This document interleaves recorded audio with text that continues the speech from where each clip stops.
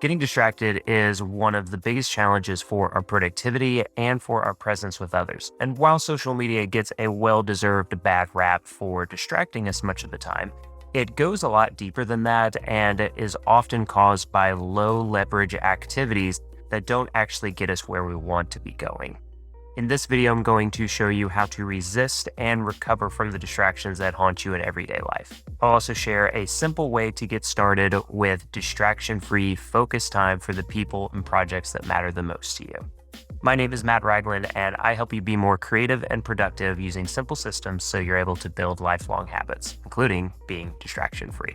I do want to start by saying that one of the most effective ways of resisting distractions is to have work that you're interested in doing and people that you're interested in living life with that help you not want to be distracted to begin with.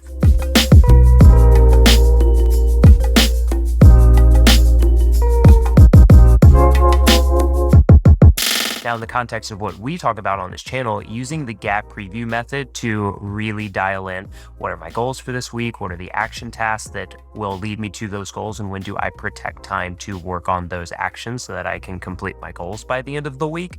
When you have a set plan and list of things to work on that you know matter and are bringing you closer to the goal that you set for yourself, it's easier to resist distraction because you know that you have something worth doing.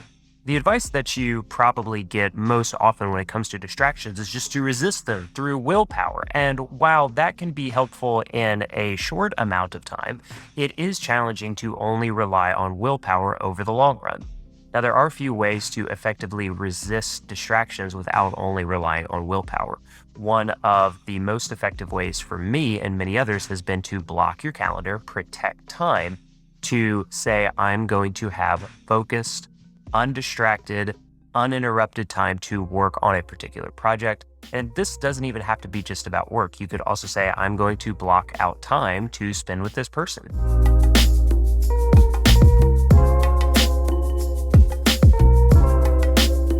Another way of resisting distraction that's really effective is by removing the distraction entirely.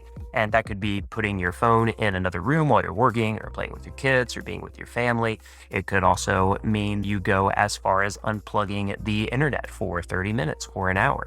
You'd be surprised how much work you can get done without the internet. I know that if I'm shooting video, that doesn't have anything to do with the internet at all. So I will unplug the internet, I will put my phone in another room, and I will have an hour that I can just focus on shooting videos.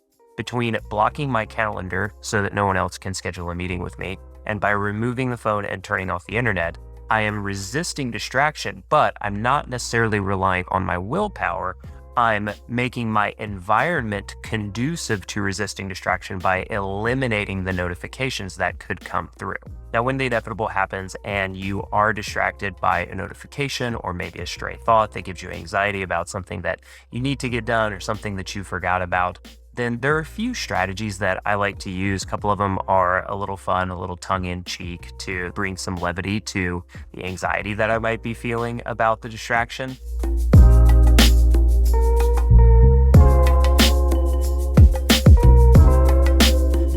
Main one that I do is I will write down, if it's a task, I will write down that in my bullet journal in my master task list. Might also write it down in a field notes notebook. Another thing that I could do is what my friend Sean McCabe calls his whiteboard trick. And basically all he's doing is when he's in his focused, distraction-free zone, if he thought about something that he needs to remember to do, he will take a short 10-second break and write down whatever that distracted thought or whatever it was. He'll just write it down on a whiteboard and then get back to his focused work time. Another thing that I'll do that I have a video about is called my distraction journal. And this is just kind of a funny, silly little list of things that might distract me during the day. So they're not actually things to do, but just distracting thoughts. And I'll just make a list of those. And what happens is when I write those down, it loses some of its power and hold over me because I'm getting it out of my head and onto paper. Really want to watch this movie trailer, or let's check and see what the football injury reports are. Let's see what's cleared the fantasy football waiver.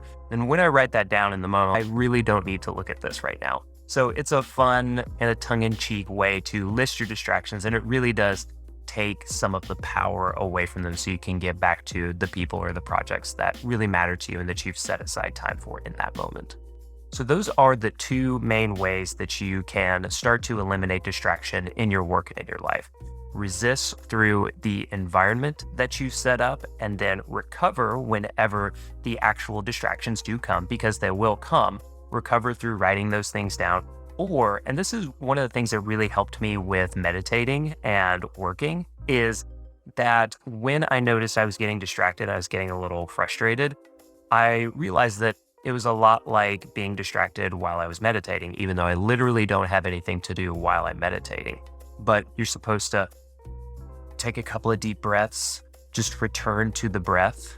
Then all I have to do when I'm distracted while working, if I get frustrated by that, then my way to recover is to take a couple of deep breaths and just return to the work, return to the task that I set, just like I would return to the breath.